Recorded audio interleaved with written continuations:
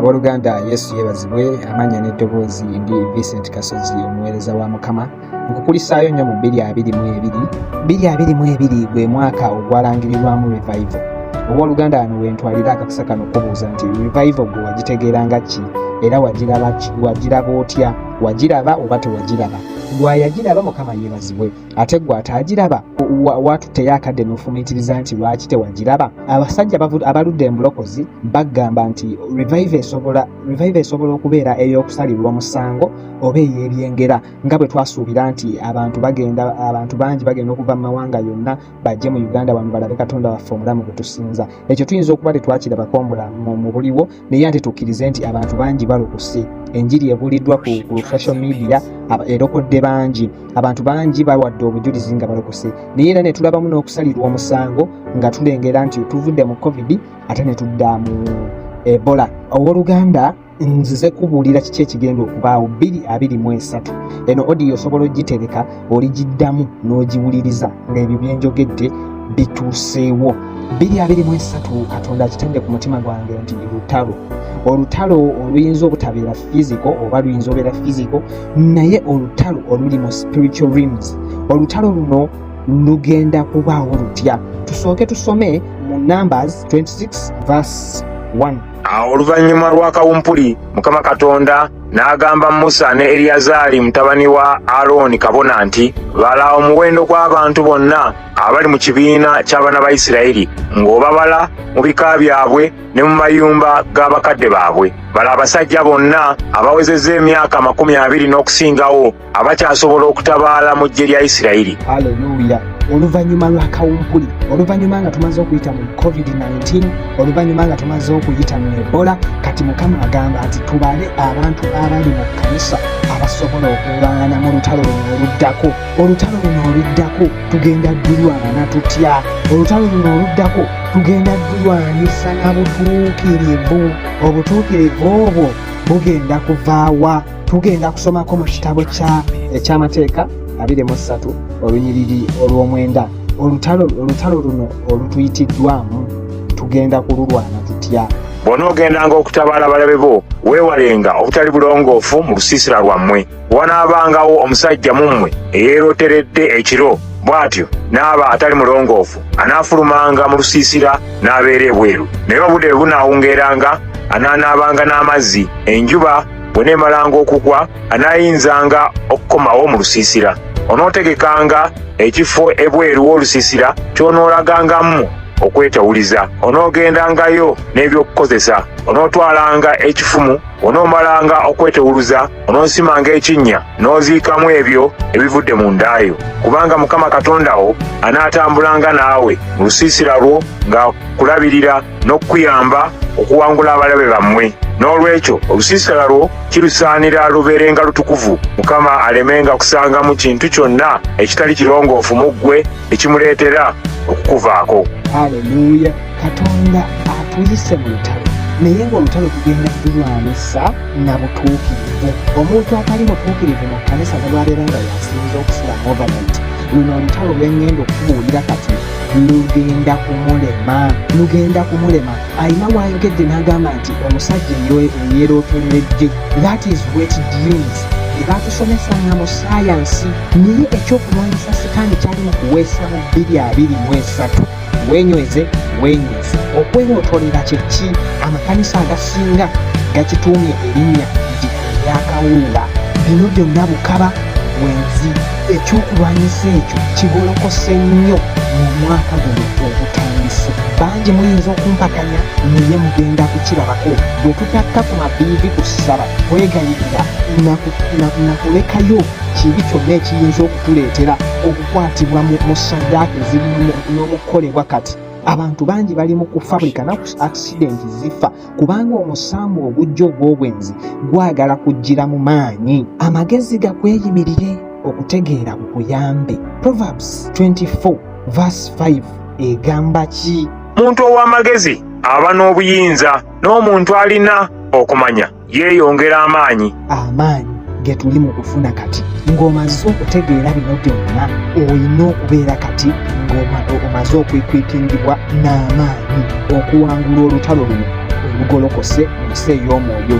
Abasumba baffe tubeebaza balangiridde bye tugenda okukola omwaka guno, ebyawandiikibwa bye tugenda okutambuliramu omulamwa gw'omwaka.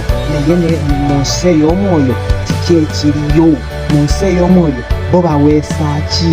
Revelations 17 egamba ki? Awo omu ku bamalayika omusanvu abaalina ebibi omusanvu n'ajja n'ayogera nange n'aŋŋamba nti, jangu nkulage ebigenda okutuuka ku mukazi malaaya omukulu atudde ku mazzi amangi. Bakabaka ab'oku nsi bayenda naye, n'abantu ab'oku nsi banywa omwenge ogw'obwenzi bwe ne batamiira. Bw'atyo malayika n'antwala mu mwoyo mu ddungu, ne ndaba omukazi ng'atudde ku kisolo ekimyufu ekyalina emitwe omusanvu n'amayembe 10, okwali kuwandiikiddwa amannya agavvoola Katonda. Omukazi yali ayambadde engoye 2, olugoye olumyufu n'olwakakobe, era ng'alina n'ebintu ebirala eby'omuwendo nga zaabu n'amayinja ag'omuwendo, era ng'akutte mu mukono gwe ekikompe ekya zaabu nga kijjudde eby'omuzizo byonna eby'obwenzi bwe. Haleluya!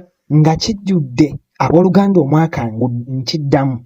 Omwaka guno abeegayirizi mu kkanisa yonna gye muli, we mutasetukiramu ne mufukamira ku maviivi ne tusobola okuteeka wansi kye bali mu kuweesa, owooluganda ekinaddirira onaaba ombuulira. Twongere okuwulira olunyiriri olwokutaano lw'olugamba lutya. Tuli mu Revelations 17 olunyiriri olwokutaano lwe tugenzeeko. Ebiwandiiko eby'ekyama byali biwandiikiddwa ku kyenyi kye nga bigamba nti, Babuloni ekibuga ekikulu, nnyina w'abamalaaya bonna era nnyina w'ebyemizizo mu nsi. Ne ndaba omukazi ng'atamidde omusaayi gw'abatukuvu awamu n'ogw'abajulirwa abattibwa olwa Yesu. Haleluya! Guno omusambwa guli mu kunywa musaayi, gwagala kutamiira musaayi gw'abatukuvu. Ogenda kulaba nga za accident nnyingi nnyo eziri mu kutuukawo kati. Naye lwaki kiri bwe kiti? Mu nsi ey'omwoyo abalokole tuve mu kulaba ebyamagero byokka. Abasamize bali ku nsozi banoonya Sitaani n'amaanyi ge, naye ffe tuli mu kunoonya bintu. Tuli mu kunoonya Katonda na bintu, tetuli mu kunoonya Katonda n'amaanyi ge. Awo we tusuulidde akabonero. Tugolokoke. Bwe namulaba ne neewuunya. Malayika n'ambuuza nti, lwaki weewuunya? Nzija kukunnyonnyola ebyama by'omukazi oyo era n'ekisolo kw'atudde ekirina emitwe omusanvu n'amayembe 10. Haleluya, haleluya. Owooluganda we naagenda okufuna odi eno, nkusaba ogyongereyo abantu tubategeeze ekigenda okubaako, ekigenda okuba mu nsi. Bwe tutakke ku maviivi, abasajja beetegefu okuzuukusa ekizimu kino. Katonda omenza buli kantu akuleetera ekigambo n'ekitaddayo nga tekikoze. Gwe wenna ali mu kuwuliriza odi eno, kikukakatako okulabula nkuyanja. 2:22 Revelation yali eyogera ku mbalaasi eya economy. Ani atayogedde ku kigambo economy? Naye tetwasobola kukiraba mu nsi ya mwoyo nga kijja, era twalangirira binene nnyo. Engeri gye twali tuva mu COVID ne tulangirira binene, naye ate mu nsi ey'omwoyo nga tetumaze kuketta kiki ekiriyo. Revelations 6 egamba ki? Kubikkulirwa essuula 6.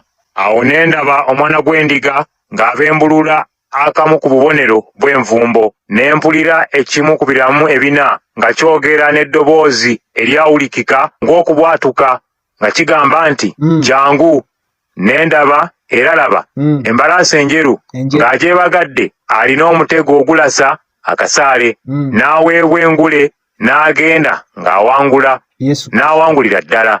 Bwe yabembulula akabonero k'envumbo ak'okubiri, ne mpulira ekiramu ekyokubiri nga kyogera nti, jangu. Ne wavaayo embalaasi endala nga myufu, eyali agyebagadde n'aweebwa ekitala ekiwanvu, n'aweebwa obuyinza okuggyawo emirembe ku nsi n'okuleeta entalo wakati w'abantu battiŋŋane bokka na bokka. Okuggyawo emiki emirembe ku nsi, abantu battiŋŋane bokka na bokka. Tuddemu tuwulire waawo. Ne wavaayo embalaasi endala nga myufu, eyali agyebagadde n'aweebwa ekitala ekiwanvu, n'aweebwa obuyinza okuggyawo emirembe ku nsi n'okuleeta entalo wakati w'abantu battiŋŋane bokka na bokka. N'okuleeta entalo wakati w'abantu battiŋŋane bokka na bokka. 2023 olutalo luli mu nsi ya mwoyo oba buliwo. Abeegayirizibwe tutagende ku maviivi, olutalo ddo lweruli. Soma. Bwe yabembulula akabonero k'envumbo akokusatu ne mpulira ekiramu ekyokusatu nga kyogera nti jangu, era laba ne ndaba embalaasi enzirugavu n'eyali agyebagadde ng'akutte minzaani mu mukono gwe. Ne mpulira eddoboozi eryawulikika ng'eriva wakati w'ebiramu ebina nga ligamba nti omugaati gumu gugula dinaali ne kilo y'obuwunga bwa sayiri nayo bw'ebeegula, kyokka omuzigo ne wayini tobyonoona. Haleluya. Nti omugaati gugule dinaali ne sayiri nayo bw'ebeegula. Abooluganda, omwaka oguwedde ani atayogedde ku kigambo kya economy? Bayibuli eri mu kutambula mu series nga yeebikula mpolampola bwe tutambula bwe yeebikula mpolampola, naye abalokole tuli mu kireiminga tukitwala. Kirungi nnyo, naye sooka otereeze ensi ey'omwoyo. Katonda yagamba nti munoonye obwakabaka bwa Katonda n'obutuukirivu bwabwo, ebisigadde binaabongerwako. Naye ffe tukifudde vice versa. Tuli mu kunoonya bintu, tetuli mu kunoonya bwakabaka bwa Katonda. Abalokole tuzibuka amaaso, abasamize bali mu kututwalako obufuzi kubanga tetukoze kwagala kwa Katonda. Tuli mu kulaba byamagero. Endiga twagala kufuuka ng'abasumba Katonda bawadde omukisa. Naffe tulaba nga tulina kusula mu overnight lwakufuna bugagga, tulina okusiiba lwakubotola kufuuka nga pastor so and so amaze okukulaakulana. Ekyo kikyukemu, okusiiba kwo kubeere nga kugenda mu nsi ya mwoyo, kusiguukulula byoto bya Setaani. Okusiiba kwo kubeere nga kugenda kuwangula ebyengeri eyo biveewo. Yesu bye yayogerako ebitavaawo, ewatali kusaba na kusiiba. Omwo n'obwavu mwe bunaaviirawo, n'obusibe bwonna bwe bugenda oviirawo, naye nga ne mu nsi y'omwoyo oli w'amaanyi. Ate Revelations chapter 2 verse 19 yeeyogera ku ki? Nti mmanye ebikolwa byo, n'okwagala kwo, n'okukkiriza kwo, n'obutuukirivu bwo, n'okugumiikiriza kwo, era n'ebikolwa byo eby'oluvannyuma bisinga ebyasooka. Katonda akimanyi nti obadde mugumiikiriza, amanyi ebikolwa byo, engeri gy'ogumiikirizaamu, amanyi nti n'ebikolwa byo eby'oluvannyuma bisinga ku byasooka. Tulokose, tusuze mu overnight, tukoze eby'oluvannyuma bisinga ku byasooka. Nkugambye bwe kuba kusaba tusabye, naye ki? Kankulinako ensonga eno, ogumiikiriza omukazi Yezeberi eyeeyita nnabbi omukazi akyamya abaweereza bange ng'abayigiriza obwenzi n'okulya emmere eweereddwayo eri bakatonda abalala. Haleluya. Naye ensonga eri bweti, ogumiikiriza omukazi Yezeberi.